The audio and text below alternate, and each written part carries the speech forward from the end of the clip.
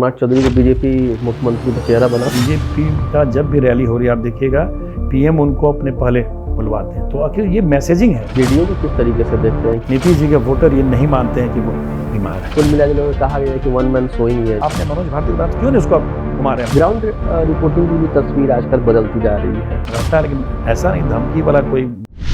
ये चीजें शायद अभी बहुत सारे लोगों को पता भी नहीं होगा जो आपने बताया कि किस तरह के राजनीति में विशेष राज्य का दर्जा जो है हमें मिलते मिलते रह गया, और बाद पहली डिमांड राबड़ी देवी की थी, तो बाद में इसी मुद्दे को नीतीश कुमार ने जो है बढ़ चढ़ के हिस्सा लिया और आज तक जो चल रहा है। आज तक क्या कर रहे हैं। और उसमें कुछ बहुत केंद्र सरकार भी शायद इंटरेस्ट नहीं ले रहा है। जानबूझ के, चूंकि अब तो पहले वाली तो अब बात है नहीं, अब तो सब स्टेट जाग गए हैं। उसको लग रहा है कि मैदानी स्टेट है, बिहार को देंगे तो कल यूपी मांगेगा, कल छत्तीसगढ़ मांगेगा, परसों महाराष्ट्र मांगेगा। तो उसने योजना आयोग को खत्म करके नीति आयोग बना दिया और नीति आयोग के नीति से ही हटा दिया विशेष राज्य। अब वो इशू ही नहीं है, तो फिर अब क्या मांगिएगा? जब इशू ही जब नहीं रहेगा तो अब किसे डिमांड कीजिएगा? लेकिन ये है कि विशेष पैकेज के नाम पर बिहार को पैसा मिला है। अगर पैसा नहीं मिलता तो आप आज कोई भी हो, किसी जात का हो, किसी धर्म का हो, आप बिहार में घूमिए, आपको कोई बोलेगा कि भाई सड़क में हम लोग ठीक ठाक हो गए।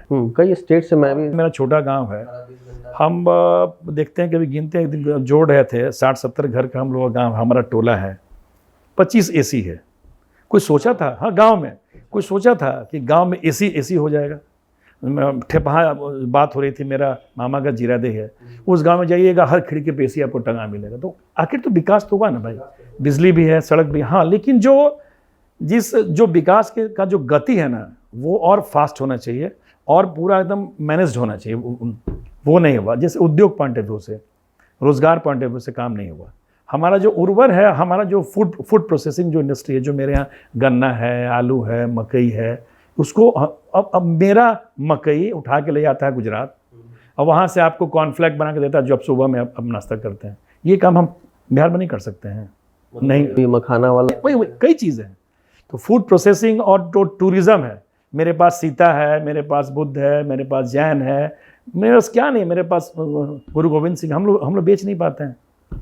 अगर हम MSME जो सूक्ष्म छोटे उद्योग हैं और फूड प्रोसेसिंग पर ध्यान दें, और संजोग देखिए अभी दोनों इंडस्ट्री बिहार के पास है, लेकिन दोनों मंत्री, चाहे वो चिराग पासवान हो या मांझी हो, एक काम आप बताइए, एक साल में उन्होंने कभी अपने विभाग के बारे में बात किया हो? वो जिस विभाग के मंत्री हैं, फूड प्रोसेसिंग के चिराग पासवान हैं, MSME के मांझी हैं, दोनों दलित हैं, ऐसा भी नहीं कि सवर्ण है।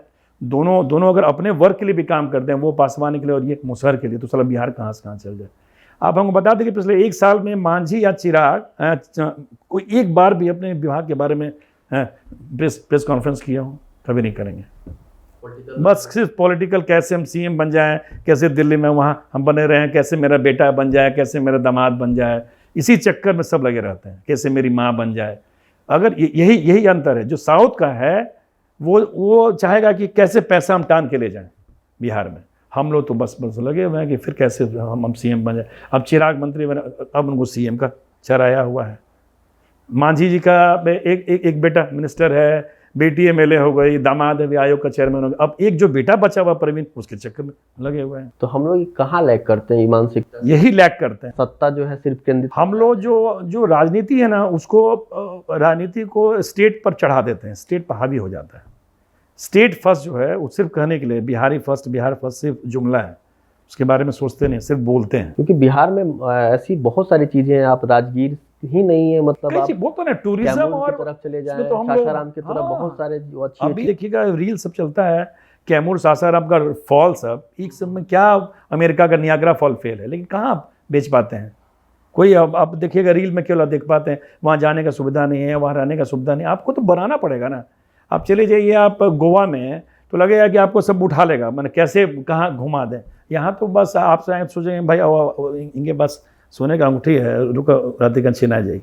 तो अप्रोच अलग है। गया को भी जो मिलना चाहिए था, जिस तरीके से उसको शहर को और खूबसूरत बनाया जाए। गया ही नहीं, कई शहर, बस मुजफ्फरपुर, आपका मुजफ्फरपुर कपड़े और सोना के लिए मैंने सबसे बड़ा बाजार हुआ करता था। कम उसको चट्टी बोलते थे, सूता पट्टी आज भी है, खत्म हो गया।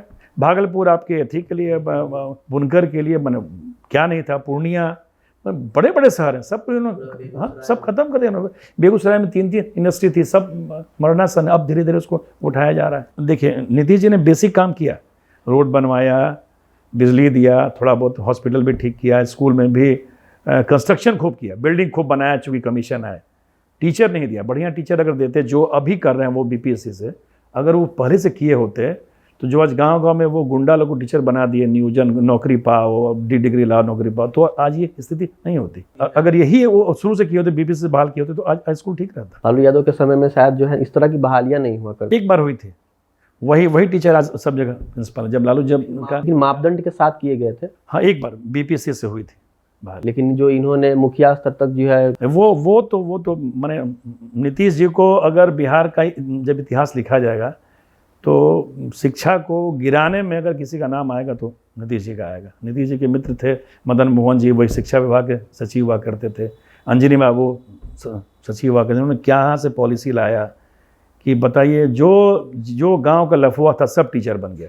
माने अब लोग बुरा मान लेंगे, सबको अब 60,000 70,000 रुपया मिल रहा है, बस डिग्री लाओ, नौकरी पाओ। उसमें अच्छे लोग भी हैं, पढ़ा भी रहे हैं, लेकिन वो पढ़ाने का जो शिक्षक होता है, जिसके प्रति सम्मान होता है, वो भाव नहीं आता है। कंस्ट्रक्शन देखिए, जो नीतीश जी की जो पहली सरकार थी वो थी पुलों की सरकार, सड़कों की सरकार। दूसरी सरकार थी बिल्डिंग की सरकार थी, और उसके बाद तो ये भी तो सरकार बचा ही रहे हैं।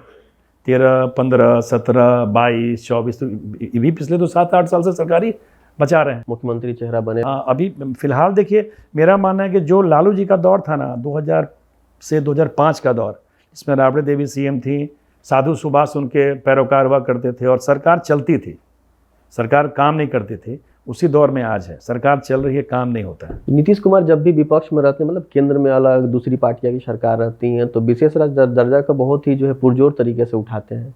लेकिन अभी सत्ता में है, काफी समय से इस मुद्दे पे बातचीत। मैंने आपको कहा ना कि भाजपा ने उसको बदल दिया, उस योजना आयोग जो विशेष राज्य के पैरोकार हटा दिया उसको। केंद्र सरकार भी टिकी हुई है बिहार के बदौलत ही, कहीं ना ऐसा नहीं है कि बिहार के, हाँ, बिहार भी पार्टनर है। जो भी अमित शाह और जो मोदी की जो राजनीति है, तो आप क्या समझते हैं कि मैंने बिहार जदयू को जब चाहेगा वो लोग तोड़ लेंगे, कई जगह तोड़ ताड़ के ठीक किए हुए हैं। तो ऐसा नहीं कि वो नीतीश जी की बदौलत है। अभी चुनाव इस साल होने वाले हैं, तो आपको क्या लगता है कि बिहार की जो पहले से बना हुआ है मानसिकता है कि जाति फैक्टर जो है इस बार भी हावी रहेगा, या फिर विकास के मुद्दे हावी रहेंगे, या कोई और मुद्दे? ये सिर्फ बिहार में नहीं, आपको लग रहा होगा बिहार में, जो कि अब बिहार के हैं, बिहार हो, यूपी हो, आप चले जाइए गोवा में भी, सब जगह जाति है। लेकिन सिर्फ जाति नहीं है, वहाँ जाति है, विकास भी है। यहाँ जाति सब पर चढ़ा रहता है, और वो इस बार भी। जाति का मतलब इस बार भी माहौल बना ही रहेगा। अगर नहीं होता तो प्रशांत किशोर अभी बहुत आगे रहते। प्रशांत किशोर का इशू गलत नहीं है। जो बात करते हैं, जो लोगों से बात करते हैं कि आप अपने बच्चा का नाम देख के कभी आप सोचिए कि आपने क्या किया है, तो क्या वो गलत थोड़ी है कह रहे हैं। लेकिन दिक्कत क्या है कि प्रशांत किशोर जी ब्राह्मण है, तो फिर वो बिहार में वो दौर नहीं आया है कि ब्राह्मण बिहार का सीएम बने। यहीं आके प्रशांत किशोर जी फेल हो जाते हैं। अभी एक नामी शिक्षक है खान सर, यही बात सेम कह रहे थे कि बिहार के लिए वो कई नियम नीति बना रहे हैं प्रशांत किशोर, लेकिन लोग जो है फंसे हुए हैं उनके पांडे टाइटल पे, और जात क्या है इसी में लोग फंसे हुए हैं प्रशांत किशोर से। अभी समय लगेगा, अभी प्रशांत किशोर को भी समय लगेगा। बिहार का कोई नेता प्रधानमंत्री बन सकता है ये? देखिए, अब जो दौर है भाजपा और कांग्रेस में, ऐसा थोड़ा ही है कि मैंने आप किसी को आगे बढ़ा के पीएम बनाएंगे। कोई जानता था कि मनमोहन सिंह पीएम बन जाएंगे? कोई नहीं जानता था। मोदी को कोई जानता था? तो ये ऐसा अब वो नहीं है कि आप एकदम तैयार, जैसे पहले था कि भाई नेहरू जी का खानदान हो रहा है। अब तो वो बात है नहीं, कोई पीएम बन सकता है। पोटेंशियल बहुत लोगों में। अभी आपको कोई ऐसा चेहरा दिखता है? बहुत चेहरा। अब क्या नाम बताएंगे तो फिर हो जाएगा कि हम उसकी पैरवी कर रहे हैं या हम उसके मित्र हैं। कई लोग हैं। अच्छा, चलिए बिहार में ही बता दीजिए। कि देखिए, अब सिस्टम चलता है, अब आदमी नहीं चलता है। मोदी जी देश नहीं चला रहे हैं। मोदी को पहले संघ ने मजबूत किया, मोदी को उस लायक बनाया, और मोदी को वो टीम मिली है कि मोदी काम कर रहे हैं। मोदी ही देश थोड़े ही हैं, मोदी की टीम काम करे। उसमें गडकरी भी हैं, राजनाथ सिंह भी हैं, पीयूष गोयल भी हैं, वैष्णव भी हैं। तो टीम काम कर रही है, तो टीम काम करता है। नीतीश जी भी अकेले थोड़ी काम किए। हाँ, नीतीश जी मुखिया थे, टीम काम करता है। तो ये कोई एक व्यक्ति विशेष को सोचिए कि वो पीएम बन जाएगा, ऐसा कुछ नहीं है। संगठन है, बीजेपी किसी को उठा के बैठा दे। कोई जानता था कि मोहन यादव मध्य प्रदेश के सीएम होंगे? भजन लाल शर्मा पहली बार एमएलए बने, वो भजन लाल शर्मा को भी नहीं पता था कि हम सीएम हो सकते हैं, इसलिए अब वो दौर बदल गया है। बीजेपी में ये चीज़ें तो होती हैं, किसी अननोन चेहरा को भी कांग्रेस में भी बना दिए जाते हैं। जैसे मनमोहन सिंह का आपने एग्जाम्पल दिया, वो भी कोई नहीं पता था, चुनाव जीतने के बाद भी कौन पता, सोनिया गांधी के नाम पर चर्चा चल रही थी लेकिन वो चीज़ें नहीं हुई। अब यही चीज़ बिहार में क्या होने वाला है? बिहार में आपको सीएम किसमें पोटेंशियल आप देखते हैं कि कोई सीएम बनने लायक है? तेजस्वी यादव बोल रही है, हम नहीं बोल रहे हैं, जो पब्लिक बोल रही है कि 3 फेस है। नंबर 1 पर तेजस्वी यादव है जिन पर कई आरोप है। दूसरे पर लोग बोल रहे हैं कि चिराग पासवान भी पोटेंशियल है, फ्रेश चेहरा है और वो अपने आप को आगे भी कर रहे हैं, इसलिए आगे करेंगे। उनको लग रहा है कि नीतीश जी का अब दौर जा रहा है, अवसान काल की ओर है, तो एनडीए में एक मेरा ही नीतीश तेजस्वी के सामने एक हम ही यंग फेस हैं, तो आगे कर रहे हैं। बीजेपी ने भी अभी सम्राट चौधरी को भी आगे बढ़ाया है, उनमें भी पोटेंशियल है। सम्राट चौधरी को बीजेपी मुख्यमंत्री का चेहरा, आज वो भाजपा विधायक दल के नेता वही हैं और बीजेपी का जब भी रैली हो रही है आप देखिएगा पीएम उनको अपने पहले बुलवाते हैं। तो आखिर ये मैसेजिंग है। हो सकता है कि वोट के लिए भी हो, यादव के बाद सबसे बड़ा कास्ट कोई रही है, कुशवाहा है, तो हो सकता है कि कुशवाहा का वोट लेने के लिए कर रहा हूँ, लेकिन पोटेंशियल तो है अभी। जेडीयू को किस तरीके से देखते हैं? क्यों नीतीश कुमार तो अब बीमार भी रहने लगे हैं, बीमार भी हैं। देखिए जेडीयू की अभी स्थिति ये है, जो लोग उस सरकार से लाभान्वित हैं नीतीश कुमार एंड टीम से, वही लोग अभी बोल रहे हैं कि अगर निशांत को नहीं आगे किया गया तो पार्टी खत्म हो जाएगी। इसलिए बोल रहे हैं कि जेडीयू भी, अब इसको बहुत तो खराब मानेंगे, मैं इसको पार्टी नहीं गिरोह बोलता हूँ। पार्टी 2 ही 3 है। भाजपा पार्टी है जहाँ सिस्टम में कोई भी पीएम हो सकता है, कांग्रेस भी पार्टी है, वाम दल भी पार्टी है, लेकिन बाकी जो क्षेत्रीय दल है ना, मैं उसको गिरोह बोलता हूँ। जैसे लालू गिरोह, नीतीश गिरोह, चिराग गिरोह, वहाँ जो चिराग चाहेंगे वही होगा, जो नीतीश जी चाहेंगे वही होगा, जो लालू चाहेंगे वही होगा। तो ये सब गिरोह है, ये सब पार्टी नहीं है। तो आप समझिए कि अब आप जो बात कर रहे थे, अब नीतीश जी, आप बताइए कि बिहार का कोई कुर्मी क्यों चाहेगा कि ललन सिंह जदयू के अध्यक्ष हो जाएं, संजय झा अध्यक्ष हो जाएं, विजय चौधरी हो जाएं? क्यों कोई चाहेगा अशोक चौधरी हो जाएं? कोई यही चाहेगा कि नीतीश जी के बेटा आगे होंगे तो पूरी कुर्मी वोट एक जगह कायम रहेगी। तो फिर तो बात वहीं आ गया ना कि नीतीश जी ने भी कोई नई पीढ़ी पैदा नहीं की। जदयू के अस्तित्व पर अभी सवाल है कि जदयू रहेगा कि नहीं। नीतीश जी नेता नहीं दिख रहे हैं, है ही नहीं। आरसीपी को उन्होंने आगे बढ़ाया, ख़त्म हो गए। अभी बीच में आए थे वो अभी मनीष वर्मा जी, उनका भी जो हाल आप देखें। प्रशांत किशोर तो एज अ मतलब उनको हेल्प करने आए थे, वो पार्टी में पेड पैसा दे के काम कर रहे थे, ऐसा थोड़ी कि वो पार्टी के कार्यकर्ता थे। सरकार बनने के बाद नीतीश जी ने उनको उपाध्यक्ष बनाया। पहले वो अपनी कंपनी लेके आए थे, कंपनी उनकी पार्टी को हेल्प कर रही थी पैसा लेके। प्रशांत किशोर जदयू के नेता नहीं थे, बाद में दिया गया। जब सरकार बन गई तब उन्होंने उनको अपने साथ जोड़े रहने के लिए प्रशांत जी की जो राजनीतिक मैनेजमेंट की क्षमता उसको बनाए रखने के लिए चाहा कि मेरे साथ रहें। नीतीश कुमार तो कहते हैं कि केंद्र से दिल्ली से फ़ोन आया था रखने के लिए अपनी पार्टी में। देखिए क्या है ना, जब एक ही आदमी का वक्तव्य जब उसके साथ रहेगा तो कुछ होगा, इधर रहेगा तो कुछ होगा। नीतीश जी जब राजद के साथ जाते हैं तब उनका वक्तव्य आप देख लीजिए, मोदी के प्रति और बीजेपी के प्रति, और जब भाजपा के साथ हैं तब उनका वक्तव्य देख लीजिए लालू जी के प्रति। तो वो वक्तव्य का कोई मतलब नहीं। कुर्सी पर रहना है, उसके लिए हमको किसी को गाली देना है, किसी का अवगुण करना है, किसी को पीछे करना है, फिर कल बदल जाएंगे, कल फिर वो आदमी अच्छा हो जाएगा। अभी चल रहा था एक, अभी उस दिन जिस दिन लालू जी का जन्मदिन था 11 जून को, ललन जी का चल रहा था कि ललन जी ने लालू जी के बारे में क्या कहा था। तो यही है, शासन के हिसाब से वो बदलते रहता है। हाँ, कोई एक विचारधारा नहीं है। कुर्सी में आना है, उसके लिए कल हमको आपसे काम पड़ेगा। अभी जो चुनाव बिहार में होने वाले हैं, तो इसमें इस बार क्या रहने वाले हैं, मुद्दे रहने वाले हैं बिहार, मतलब आरजेडी का हो, जेडीयू का हो? देखिए कागज पर तो बहुत मुद्दे हैं। एनडीए की तरफ से नीतीश कुमार के फेस पे ही चुनाव लड़ा जा रहा है। कहा जा रहा है कि हो सकता है कि चुनाव के बाद बदल भी दिया जाए, तो इसमें कितनी सच्चाई है? अभी कागज पे कई इशू हैं। तेजस्वी जी भी कहते हैं पढ़ाई, कमाई, दवाई, सिंचाई। नीतीश जी भी कहते हैं कि हम देश को आगे ले जाएंगे। बीजेपी भी बोलती है हम यहाँ सब इंडस्ट्री खोलेंगे। लेकिन ये सब कागजी मुद्दे हैं, घोषणा पत्र। सब कास्ट कॉम्बिनेशन को देख रहे हैं, सब कास्ट कॉम्बिनेशन को। अगर कास्ट कॉम्बिनेशन नहीं होता तो मुझे लगता है कि अभी प्रशांत किशोर को सीएम बन जाते। जो उनकी बात है, अगर आप जो बोलते हैं कि हम बच्चा के लिए आप शासन में आइए, बहुत सारा आप कर रहे हैं, लेकिन ऐसा थोड़ा ही है। जो कास्ट कॉम्बिनेशन है उस हिसाब से अभी भी नीतीश कुमार की इतनी उपादेयता है 16% वोट की कि वो जिधर रहेंगे उसी की सरकार बनेगी। आप हम बड़े लोग या जो मीडिया है या फिर जो शहरों में रहते हैं वो लोग भले कहें कि नीतीश जी बीमार हैं, नीतीश जी के वोटर ये नहीं मानते हैं कि वो बीमार हैं। नीतीश जी के वोटर ये मानते हैं कि उनको हटाने के लिए लोग चाल चल रहे हैं, उनको बीमार साबित कर रहे हैं। तो जो उनके वोटर 16% है आज भी उसी की तरह है। विपक्ष का तो दावा है कि बीजेपी इसमें काम भी कर रही है कि सीएम फेस को चुनाव बाद चेंज किया जाए। देखिए अब चुनाव बाद क्या होगा तो राजनीति कुछ भी हो सकता है, लेकिन अगर बीजेपी में हिम्मत है तो क्यों नहीं पहले बोल देता है कि नहीं भाई हमारे सम्राट चौधरी सीएम बनेंगे, विजय सिन्हा सीएम बनेंगे।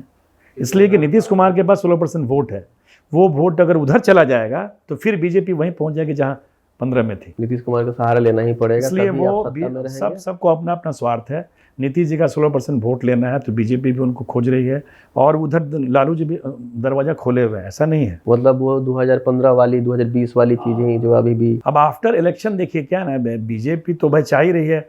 पूरे उत्तर भारत में हिंदी प्रदेश में एक बिहार ही ऐसा राज्य है जहाँ बीजेपी का सीएम नहीं बना है। तो बीजेपी की दिल इच्छा है कि भाई मोदी के शासनकाल में नहीं बनेगा तो कब बनेगा। मोदी का ये तो अवसानी काल है ना भाई, तीसरा काल है, बहुत होगा तो 29 तक रहेंगे वो, तो इसमें भी नहीं बनेगा तो अब कब बनेगा। तो बीजेपी की सोच है, लेकिन क्या है कि आपके पास वो समीकरण नहीं है। पिछले चुनाव में भी चाहे इस बार भी चुनाव में युवा नेता उभर के काफ़ी आ रहे हैं। पिछले भी चुनाव में चाहे तेजस्वी यादव हो, चिराग पासवान हो, कन्हैया कुमार हो, पुष्पम प्रिया हो, ये बिहार के लिए अच्छी बात है। तो इस पर क्या बिहार की राजनीति को कैसे आप देख रहे हैं कि भविष्य में हमारा राजनीति युवाओं के हाथ में है और इससे हमारा बिहार का विकास होगा, किसमें कितना पोटेंशियल है, कौन सीएम बन सकता है? देखिए वही युवा नेता आगे बढ़ रहे हैं जो कास्ट को लेकर चल रहे हैं। तेजस्वी यादव एमओ को लेकर आगे हैं, चिराग जी पासवान को लेकर चल रहे हैं, सम्राट लघु समीकरण लेकर चल रहे हैं। पुष्पम प्रिया क्यों नहीं आगे बढ़ पाए? उनके पास कोई कास्ट का लेकिन कास्ट का बेस नहीं है। एजेंडा के साथ साथ कास्ट का बेस होना चाहिए जहाँ से आप स्टार्ट करेंगे, वो उनके पास नहीं है। प्रशांत किशोर के पास भी अभी कोई कास्ट का बेस नहीं है। तो कास्ट का बेस होना चाहिए, तब आप युवा नेता हैं, तब आप आगे बढ़ेंगे। इसका मतलब ये कहा जा सकता है कि अभी बहुत जो है प्रशांत किशोर को सफलता जो है मिलती नहीं दिख रही। उनको भी दिल खोलना पड़ेगा। वो भी क्या है ना, हिडन एजेंडा है उनके मन में, क्या है कि मैं ही सीएम बनूंगा। तो ये जो मैं ही सीएम बनूंगा, ये बहुत दिक्कत है। जो अभी बिहार का जो दौर है सामाजिक चेतना का, कभी नहीं चाहेगा जो 80% आबादी है कि फिर से ब्राह्मण का राज आए, फिर से भूमिहार का राज आए, फिर से राजपूत का राज आए। तो प्रशांत किशोर को किसी निचले वाले को, जो मेरा मानना, जो मेरी समझ है, किसी अति पिछड़े नेता को आगे करना पड़ेगा, प्रोजेक्ट करना पड़ेगा। लेकिन उनके मन में है कि हम ही सीएम बनेंगे, तो फिर ये हम सीएम बनेंगे, इसलिए वो किसी नेता को आगे नहीं बढ़ाते हैं। अब बताइए, उनके राष्ट्रीय अध्यक्ष हो गए उदय सिंह राजपूत, अपने हो गए पंडित जी, इधर हैं आनंद मिश्रा। तो अब कहाँ सबको जी प्रदेश अध्यक्ष? अरे तो वो आप कभी देखते हैं उनका? आप जरा नाम बताइए उनका, आपको भी याद नहीं होगा। ये भाई कौन सा प्रदेश अध्यक्ष है भाई? अब मनोज भारती को कौन जानता है? आप उसको बुलवाते बंचों से तब ना भाई नेता बनता वो। आप अपने जो होता है वन मैन हीरो हैं। मैंने उनसे कहा मनोज भारती से कि आप कभी किसी राज्य में घूमते क्यों नहीं है? तो नहीं, वो प्रशांत किशोर नहीं चाहते। हम लोग तब कैसे होगा भाई? आपको भाई अपना दिल खोलना पड़ेगा, अपने साथ टीम बनानी पड़ेगी। मैंने एक बार कहा था उनसे, जब मेरी भेंट हुई शेखपुरा हाउस में, तो क्या आप कम से कम प्रमंडल वाइज एक नेता खड़ा कीजिए, ईबीसी का, बीसी का, दलित का। नहीं तो आप क्यों चाहेंगे कि हम सीएम बन जाए? तो बिहार के और यूपी के राजनीति में ब्राह्मण अब सीएम बन जाएगा, मुझे नहीं लगता है। योगी इसलिए सीएम बना कि वो जोगी था, राजपूत अगर जोगी होता तो सीएम नहीं बनता। तो वो तो बीजेपी के चुनाव जीतने के बाद उनके नाम की घोषणा की गई, इसलिए बने कि वो जोगी हैं। माने वो उनके पीछे राजपूत का ठप्पा नहीं है, वो जोगी हैं, किसी के नहीं हैं, हम अपने परिवार के बने, समाज के हैं।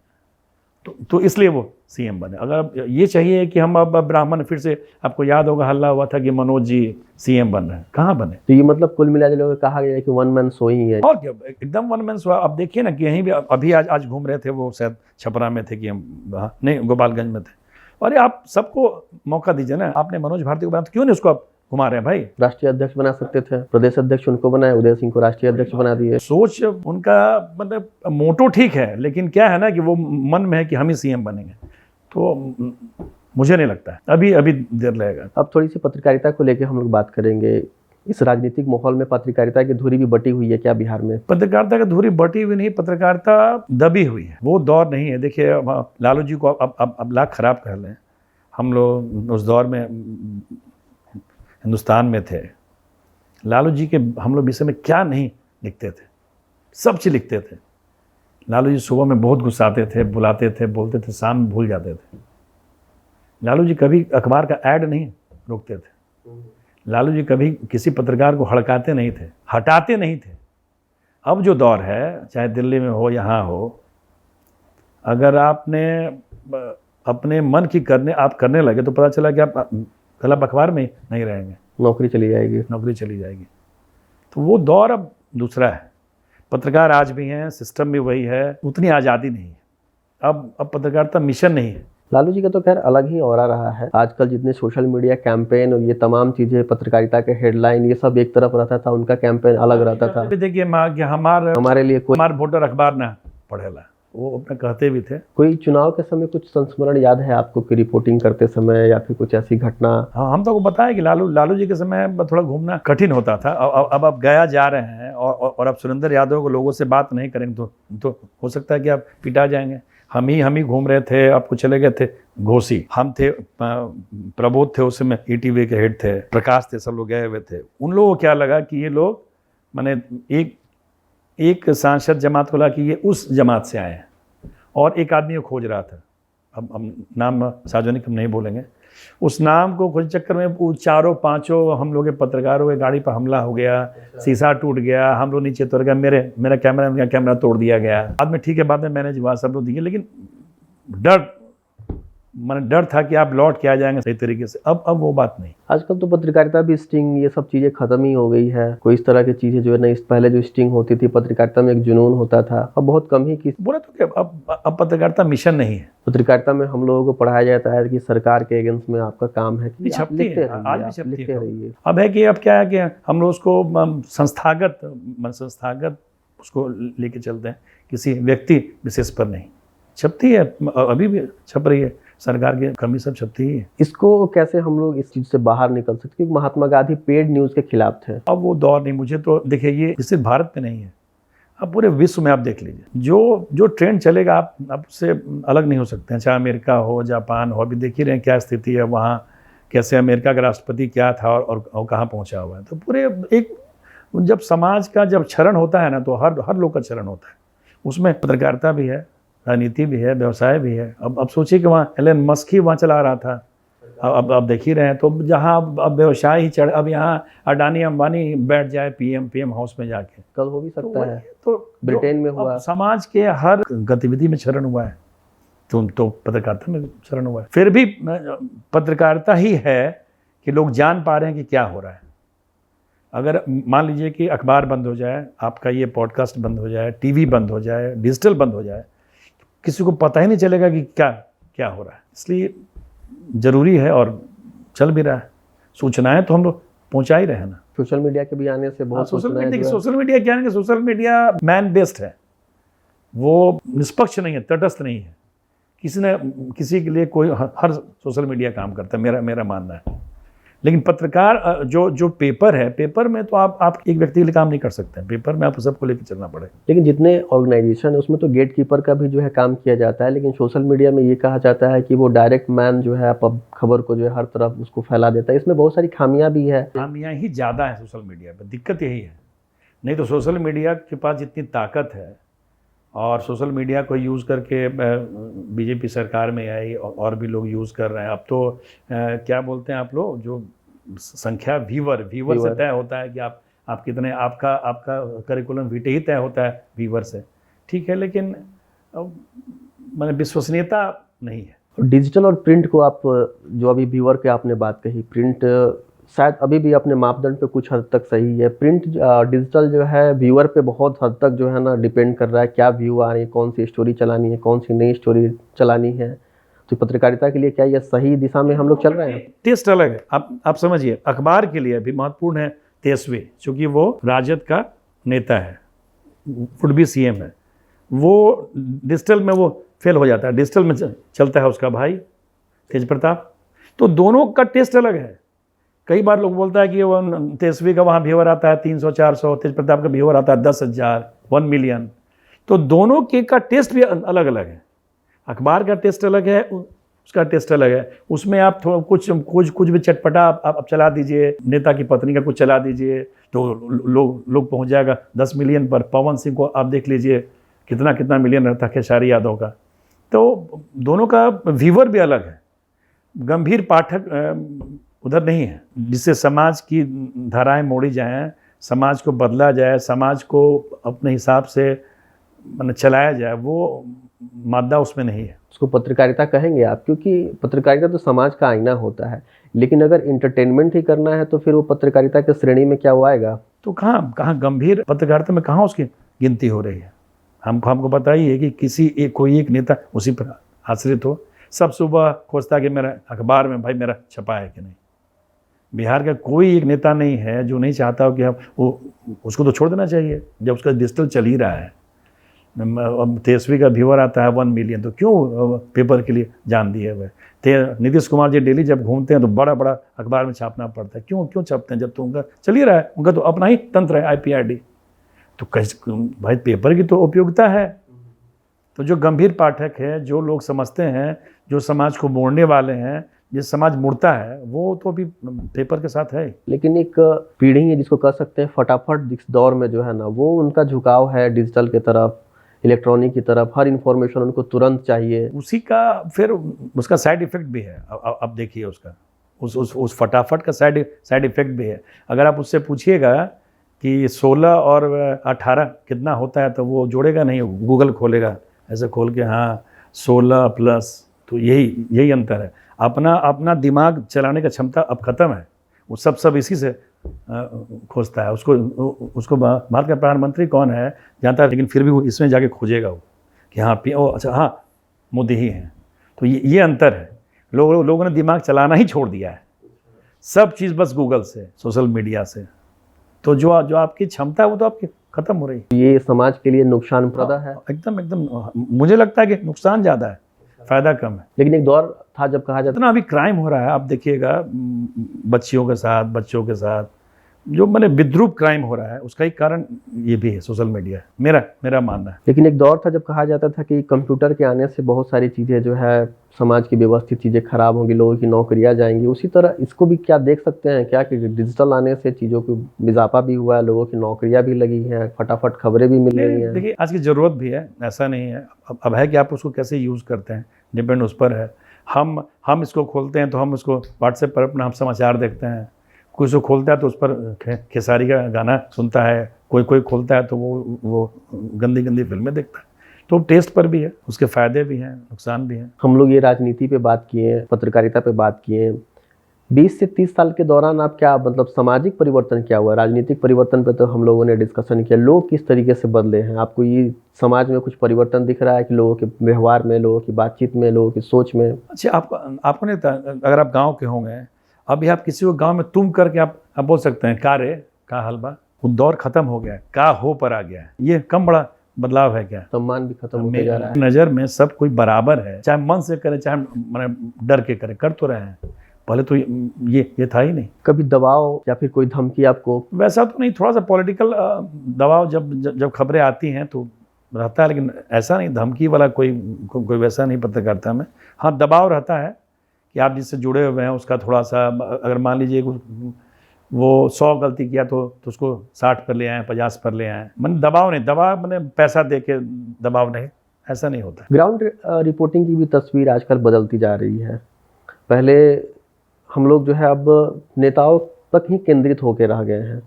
गांव की जो मुद्दे होते थे, गांव की जो बातें होती थी, बहुत सारे ऐसे मुद्दे होते थे जो मेन स्ट्रीम की मीडिया नहीं लाते थे, मतलब उस दौर में लाते थे, लेकिन अभी बहुत कम देखने को मिल रहा है।